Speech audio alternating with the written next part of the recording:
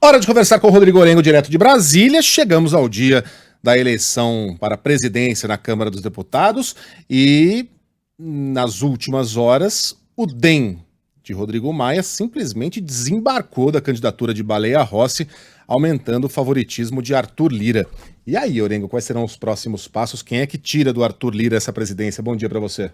Bom dia, Megali. Bom dia a todos. Muito difícil, viu, Megali? Agora o favoritismo está mais consolidado, o governo jogou pesado, assim como a gente já viu em outras oportunidades, o governo liberando emendas parlamentares, fazendo aquele corpo a corpo com deputados e senadores.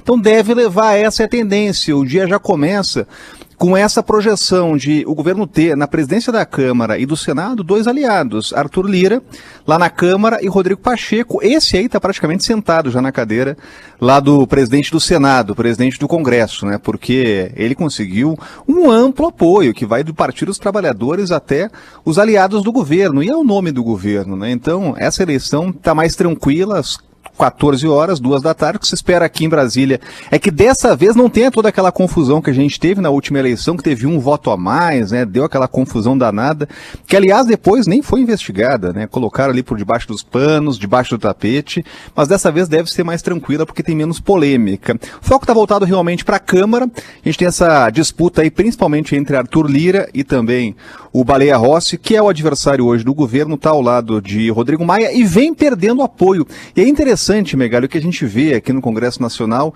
e já vimos em outras eleições é o seguinte: aquele candidato que tem mais chance de vencer a presidência da casa, ele começa ali a ganhar apoios, às vezes inesperados, nos últimos momentos, né? Por quê?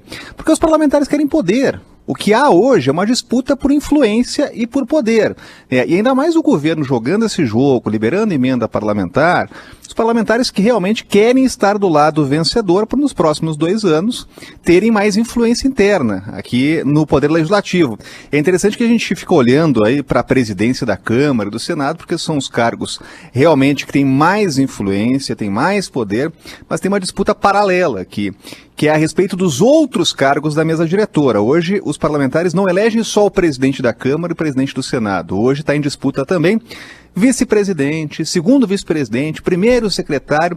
E só para dar uma ideia da relevância interna desses cargos, a primeira secretaria é um dos cargos mais disputados aqui entre os parlamentares, né? Por quê?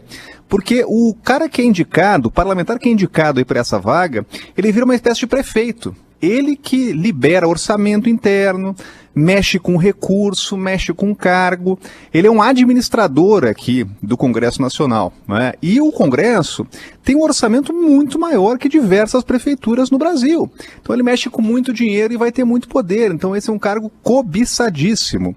Está sendo aí disputado a tapa entre os partidos. E aí tem os secretários, né? O primeiro, que é justamente esse, tem o quarto secretário, que ele faz a gestão dos apartamentos funcionais aqui. Ele que indica qual é o deputado que vai morar no apartamento X, o outro no apartamento Y. E é assim, são cargos que são muito disputados, fora as comissões. Então o que a gente vai ver aqui nos próximos minutos em Brasília, é realmente movimentações internas, né? O Arthur Lira deve ganhar mais apoio.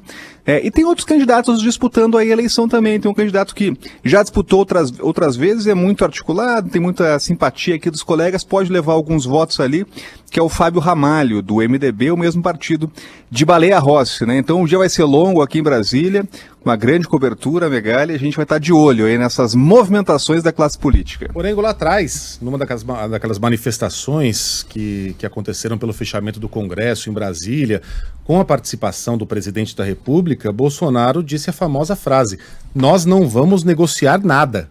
Tá lembrado? Aí abre aspa aqui para a fala do presidente naquela época: "Acabou a época da patifaria. Todos no Brasil têm que entender que estão submissos à vontade do povo brasileiro. Tenho certeza que todos nós juramos um dia dar a vida pela pátria. Chega da velha política", fecha aspas. Corta para janeiro, agora fevereiro, né? A gente já tá em fevereiro? Tá, né? Tá, primeiro de fevereiro hoje. Bom, mas corta para final de janeiro de 2021, Bolsonaro liberando mais de 3 bilhões em emendas parlamentares. Dá pra gente concluir, portanto, pela régua do próprio presidente, que ele aderiu à patifaria, Orengo? Ah, uma postura completamente diferente, viu, Megali? Não é só agora, não é só janeiro. A gente já vinha vendo esses movimentos aqui com a entrega de cargos chamados de segundo escalão, alguns mais disputados, inclusive, que ministérios, porque tem muito recurso. FNDE, Secretaria de Mobilidade, né? Outros órgãos que têm relevância regional. Então, o governo já estava jogando esse jogo, que é o famoso toma lá da cá. É ilegal? Não, não é ilegal, mas o presidente realmente disse que não faria, está fazendo, né? O que a gente está vendo nesse momento é uma nova postura do governo buscando uma aproximação com o Congresso, mais uma vez indicando aquele presidencialismo de coalizão que foi muito demonizado, e é a coalizão, é a formação de uma base governista agora formal, com espaços de poder entregues a esses parlamentares. Isso sempre foi feito aqui entre o governo e o legislativo. A diferença realmente é que o presidente disse que não faria. No início do governo tentou ali aquela aliança com frentes temáticas do agronegócio, da segurança religiosa, isso não deu certo, né? Realmente era uma base que era muito instável no Congresso Nacional, e agora o presidente está traçando o caminho que já foi traçado lá atrás e disse que não o faria, né? Agora tem realmente maioria no Congresso Nacional. O que se espera a partir disso, Megali? Se realmente o presidente conseguir eleger o presidente da Câmara e do Senado e ter a maioria formal no Congresso Nacional, mesmo com liberação de emendas, cargos. O que se espera é que tenha viabilidade legislativa, que se aprove as reformas, já que realmente o presidente está jogando esse jogo, que a consequência seja a aprovação da pauta econômica, reforma tributária, reforma administrativa, PEC emergencial, são matérias que são impopulares e para isso precisa ter mobilização e ter maioria no Congresso Nacional. É isso que o presidente está conseguindo e essa é a projeção para hoje, né? Eleger os dois aliados do presidente aqui no Congresso. Agora, essa não é uma turma, né, Orengo, que preza pela pauta reformista. Diminuição do Estado, privatizações, eu ia usar uma palavra aqui que talvez não fosse a mais feliz, mas é uma turma que preza pelo Estado máximo, pelo máximo de cargos possível, até para colocar nesses cargos os seus apaniguados. Há a possibilidade de que Bolsonaro desista da chamada pauta liberal e parta para a pauta dos costumes, que ficou travada desde o início do governo?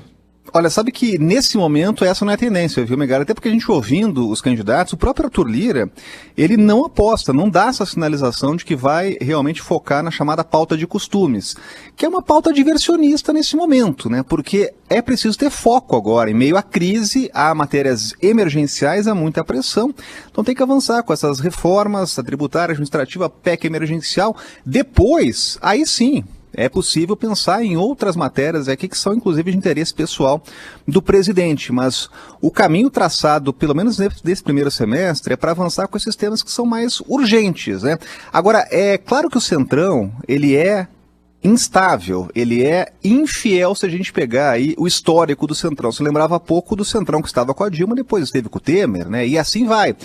É um bloco que costuma ser insaciável, né? Então, muitas promessas foram feitas e essas promessas terão que ser cumpridas se o presidente, se o governo quiser o apoio dessa base. Agora, só lembrar, esse é o mesmo Centrão que aprovou a reforma da Previdência, né? Nada no Congresso Nacional é aprovado sem o apoio desse bloco aí que hoje tem mais de 200 votos, né? Então, é possível sim caminhar para aprovar essas reformas tão esperadas, a administrativa e a tributária. Que assim seja.